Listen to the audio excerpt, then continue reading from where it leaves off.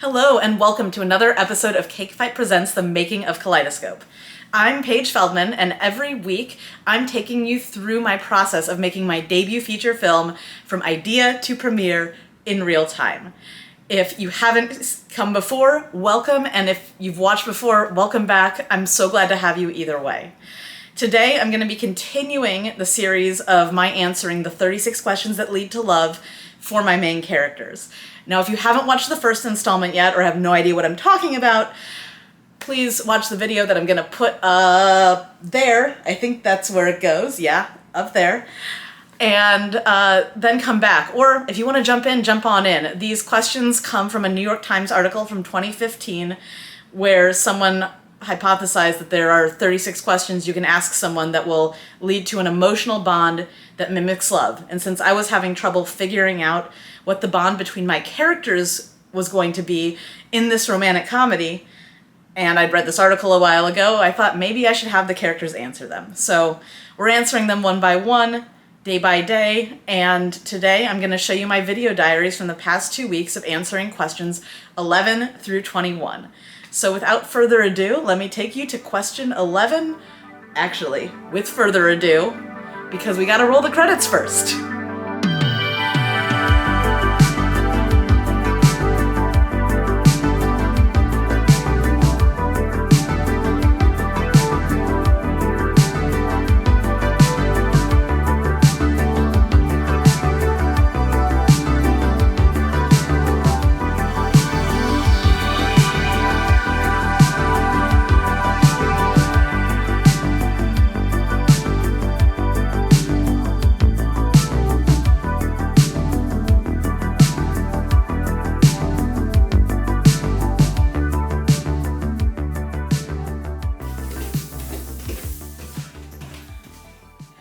Hey, so it is Wednesday, September 1st, and I'm trying out a new angle today because why not? I just finished doing question 11, which was a doozy. Was tell your partner about your life in as much detail as possible in 4 minutes. And I'm not doing that. That's 4 pages of dialogue per character, and it includes all the stuff I hate about character questionnaires, like where were they born? What was their mother like? What was their father like? What was their first day of kindergarten like? And I'm not going to write 4 pages of dialogue for both characters about that. So I actually had Lee, because she's a lawyer, negotiate down the question. And they each had to share 4 random facts about their lives. And Lee's random facts and Jonah's random facts, not particularly important, but the thing that I was doing today, which I haven't done yet, and that I love and I'm really excited about, is that I did some random fun banter between them. They're getting along, they're joking, they're maybe heaping some secrets from each other. Jonah didn't want to tell Lee that he went to New York to see a woman who did not reciprocate his feelings, but within all of that, there was some good-natured banter and not just the raw animosity that I've been playing with in the first 10 questions. And I'm really excited to get to this part of the relationship building and to also see how this enemies dynamic translates when Lee and Jonah are on the same team, because that's going to be really important for the script. It is Friday, September 3rd, and I am here in the garage going to do some laundry, and I'm going to tell you all about question 12. Which is, if you could have any power or ability, what would it be? So Lee and Jonah eventually debated for a while, that's my laundry, about whether or not superpowers are included in this. And, washer's loud. And they came to the conclusion that they were, because there weren't any other superpower questions in the list, and therefore this one was pretty much superpowers. But Lee's answer was that she would read minds. Jonah's answer is that he could stop time or just control time, pause it, rewind it, restart it again, all that. And while those answers are interesting, the thing that I learned is that Jonah has a way with words and is really intentional about how he uses them in the same way that Lee, a lawyer, is. In his quest to argue that superpowers are included in this question, Jonah picked apart every single word of this question while Lee watched. And the fact that he was so intentional and careful and really knew about words got her a little excited. She had little butterflies in her stomach. And I ended the vignette on an almost kiss moment, which is neat. I wasn't intending for Lee and Jonah to fall in love or anything by answering these questions, but I guess if I have them answer the 36 questions that lead to love, well, what do I expect? Hey, so today is Saturday, September 4th, and I am running a little bit late. I'm going to a screening of some short films at Dances with Films this afternoon, so going to be doing my makeup while I tell you all about my answer to question 13, which is, if you could ask a crystal ball anything, what would it be? And the answers are kind of inconsequential, as I'm finding they're becoming more and more so as I'm really getting into these characters and figuring out what makes them tick. But Jonah would ask the crystal ball when he would be successful as a comedian, so he knows whether he's working in vain or not. And Lee has a freak out about basically the fact that she doesn't quite know what she wants out of her life and wouldn't want to ask the crystal ball anything in case it messed something good up. So those are the answers, but the thing that I was finding as I was writing is that I was coming up with some ideas for some banter and realizing that I was maybe giving Lee a line that Jonah might say, and giving Jonah a line that Lee might say, and Jonah was getting an acerbic response, and Lee was getting a joke. And this doesn't feel right to me. So I think making these mistakes means that I'm getting closer to really inhabiting their voices. So I'm gonna finish putting on my CC cream because I'm really bad at talking and doing makeup at the same time, but that's question 13, and tomorrow maybe I won't be doing a chore while telling you the answer to question 14. So it is Sunday, August 5th.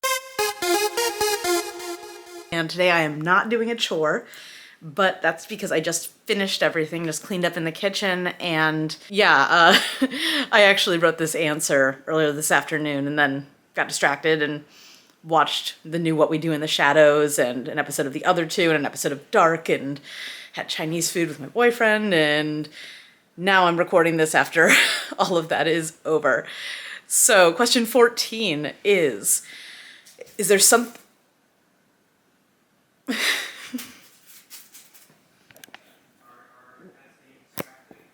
Kirk is playing with a fortune cookie wrapper.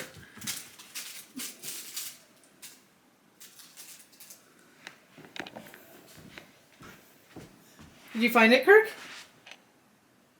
No? Okay. Question 14. Is there something that you've always wanted to do? And if so, what's stopping you from doing it? So for Lee, the obvious answer is that she wants to be a nature photographer, quit her job as a lawyer, and go explore the world. And she spent the whole scene denying it, being afraid of that desire. As for Jonah, despite the fact that he is prone to panic attacks and anxiety, he's actually someone who goes at whatever he wants full force, and obviously the comedy is the big thing for him. So I didn't really have an answer for him, and in that process I figured, well, maybe his answer is there isn't anything he's never gone after. And so he needled Lee the whole scene about trying to get her to admit that she wants to take photographs, and that led her to saying that she wouldn't trust him if he didn't open up to her. And in that moment, he admitted to wanting to kiss her. So they kissed in this scene, which is not something I wanted to happen in these vignettes, but sometimes your characters just take over. So that's question 14. And tomorrow, get at question 15. But for now, it's like 12:30 in the morning, so I'm gonna get to bed. Today is Monday, September 6th, aka Labor Day, so I did not have to go to work today. And instead, I could answer question number 15 before lunch. And question number 15 is, what is the greatest accomplishment of your life so far? And this is a huge question. One that I don't know if I could answer right now. And so my characters were having trouble with it too, because as I had Lee put it, we are 32, not 72. So Lee decides that her greatest accomplishment is passing the bar. And Jonah is adamant that he doesn't have a greater accomplishment than maybe like graduating college, which is an accomplishment. But the point is that Jonah couldn't think of anything because he, I guess like me, finds that unless his goals have been reached, doesn't feel like anything he's done is all that special.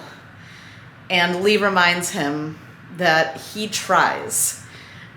And it's not just trying, it's that he writes jokes and he tells them, and he's very vulnerable on stage and with people, and he makes people laugh even if only a few people get to see it. And trying and going after your dreams, even when and especially when you don't feel like anyone notices, is something that's worthwhile.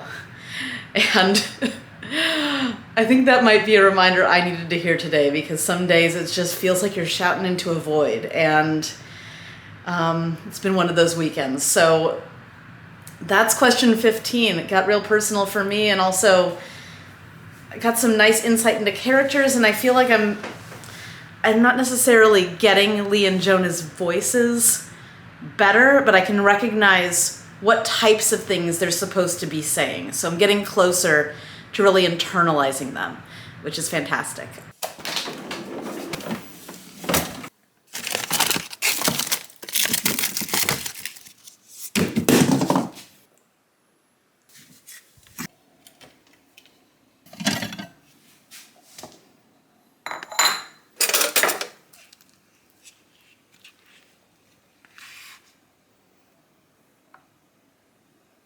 So it's Wednesday, September 8th, and I just answered question 16.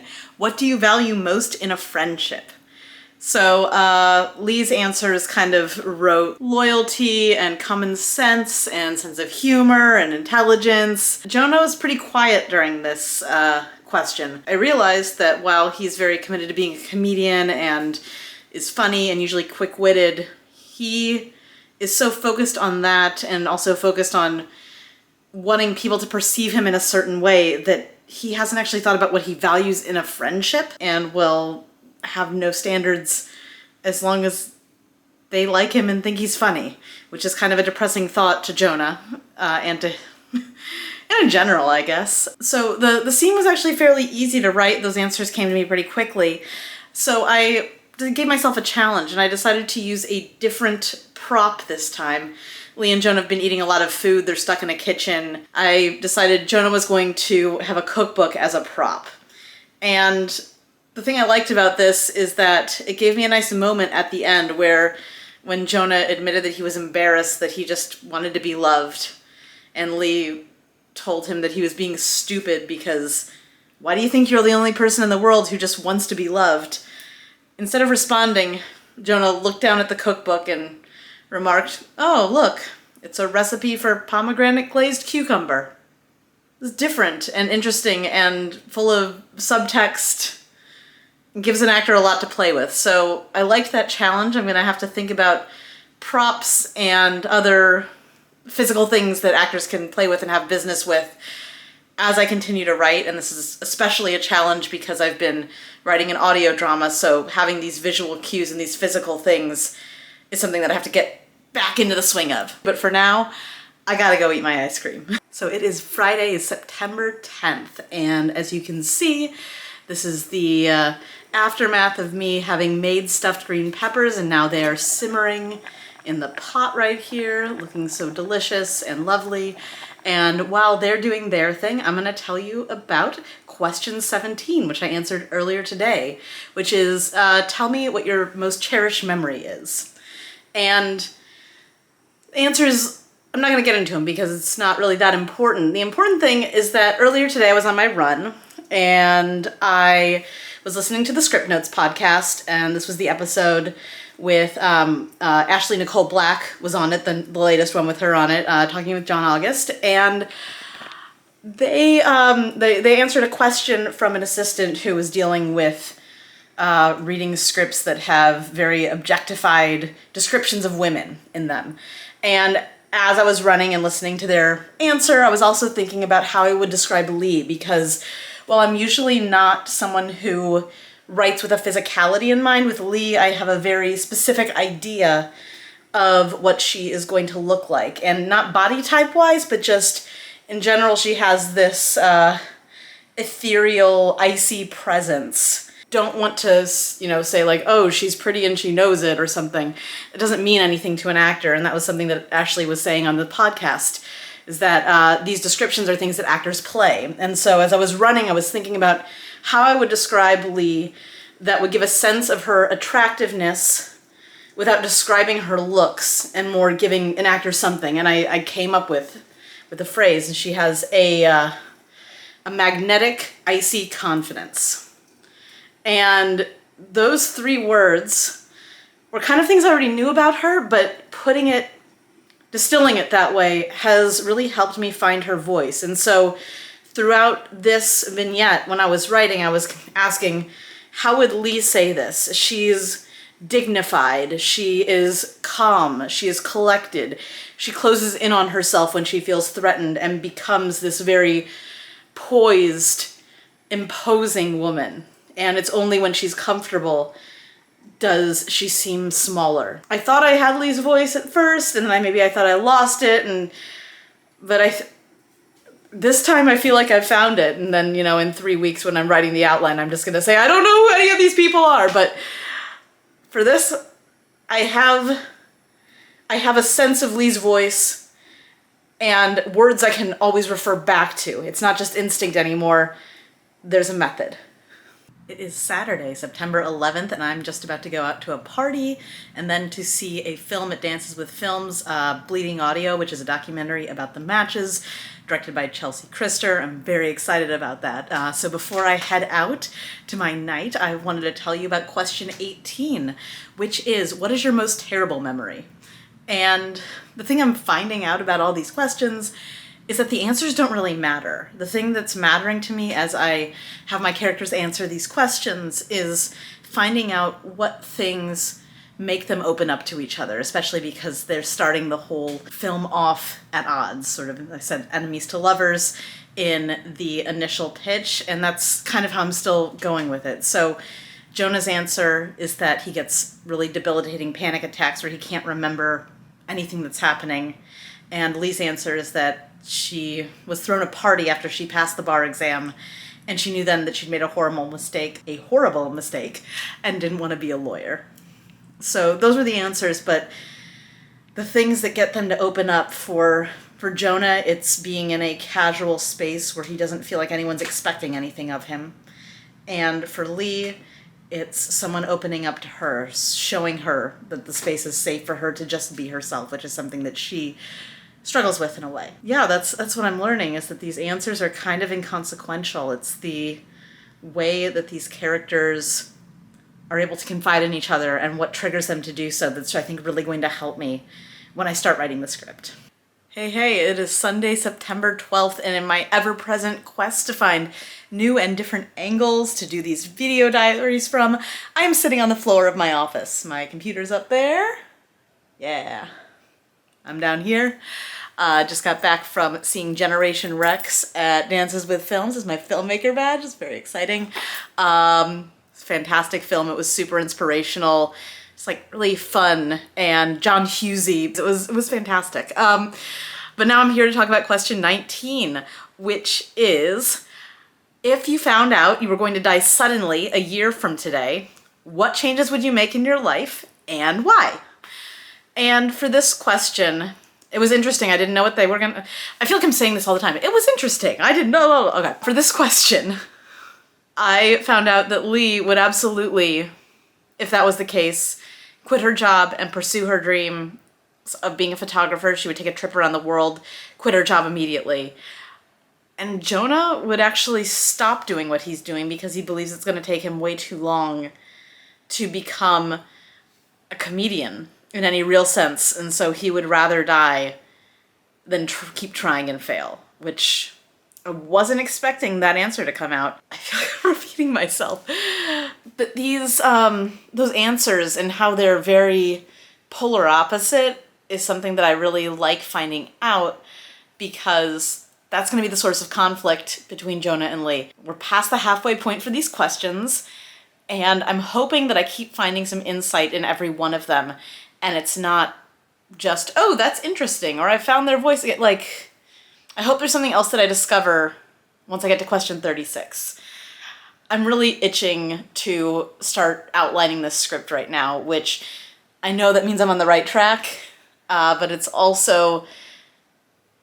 making it more difficult to continue on with this exercise, but hopefully I'll get some really great nuggets in as I keep going and as I finish. Like I said, I'm over halfway done, so can't stop now. So I'll be back here tomorrow with the answer to question 20. It is Monday, September 13th, and I just finished writing the answer to question 20. What does friendship mean to you? This one was such a cheesy question. I kind of hated it, and so that's the direction that I went in with it, with Jonah complaining about the question. And then he and Lee answered it pretty quickly. Lee answered first, again, like with the other friendships questions, saying things about loyalty and trust and deeper connections. And then Jonah countered that that's not friendship at all. Very cynical, actually, which I wasn't expecting, but I guess he is cynical. And friendship is just when you feel comfortable enough to sit quietly in a room with a person and watch TV and grunt at each other occasionally. And that's friendship. There's nothing about deeper connections or loyalty. It's just being able to be in a pattern with people. So that was the answer. And like I said about how I was surprised to find Jonah was cynical, I realized that my finding that 3-word description for Lee, the confident ice queen, forget the words exactly, but luckily I recorded them in one of these diaries. A magnetic, icy confidence. And I think I need the same for Jonah, because I have a sense of him, but some things like the cynicism doesn't quite feel right. I need to find his character description. So that's what I'm going to be searching for as I continue on with the rest of these questions, including question 21 tomorrow. It is Tuesday, September 14th, and I am here to talk to you about question 21.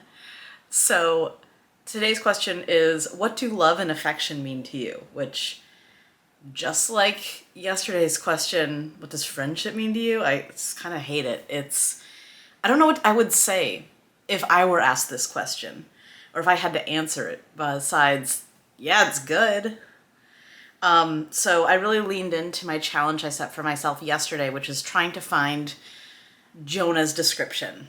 And I have some general idea of it based around how he's been behaving, as if I don't control him, how he's been behaving in all of these Q&As. Externally happy-go-lucky, and then there's a steel cage of defensiveness full of anxieties, all protecting a heart that can be easily bruised. That's not a good description because it's so long, but figuring out that general train of thought that I guess I've been going for has made me realize that Jonah is very sad on the inside, and I've really been exploring that, but I haven't been exploring the external happiness or his soft heart. I've really been focusing on that steel cage of anxieties. So I think that as I continue on doing these questions, I'll really think about how does Jonah behave if he's around someone that he wants to make laugh, if he's around people he doesn't know very well. How does he behave if he's around someone who he trusts with all of his heart? Then in the middle is Lee, who just brings out this prickly defensiveness. But I don't want this movie to get too sad. I don't want it to depart too much from a romantic comedy. So I also need to find this balance of happiness and sadness and anxiety and vulnerability and find a way to make him a compelling hero that also is going to make you laugh. Because comedy is half of romantic comedy. Yeah, so that's all I got here. So how about I just swing around and tell you where I'm going next. And there you have it. Those were the 11 questions that I answered from the 36 questions that lead to love over the past 2 weeks. So did 11 questions out of a possible 14, which not terrible. We're going for progress, not perfection here. Next week, I'm gonna take another break from these video diaries. We'll keep answering the questions, but we'll come back to them in 2 weeks. Next week, I'm going to talk about things that aren't writing, but, you know, actually are. Because there has to be some process to writing that's not just sitting down at a keyboard or looking at a notebook and trying to put words to paper. There's other things that help my creative process, so I'm going to talk about those. And if you liked this video, please hit like. If you haven't subscribed yet, please do. I'm 35 subscribers away from 100, and when I hit 100, I get a brand spanking new personalized URL. There's a question that really spoke to you. If there was an answer that I gave that helped you out, or if there's something that you're struggling with that you want to talk about, please answer please write a comment. I answer all the comments and love seeing what you're getting from these videos. It's gonna help me figure out what I can keep making for y'all and what you're enjoying. And yeah, that's it for this week. Thank you again so much for watching, and I will see you next week to tell you all the things you can do and count as writing, even if you're not putting words on paper.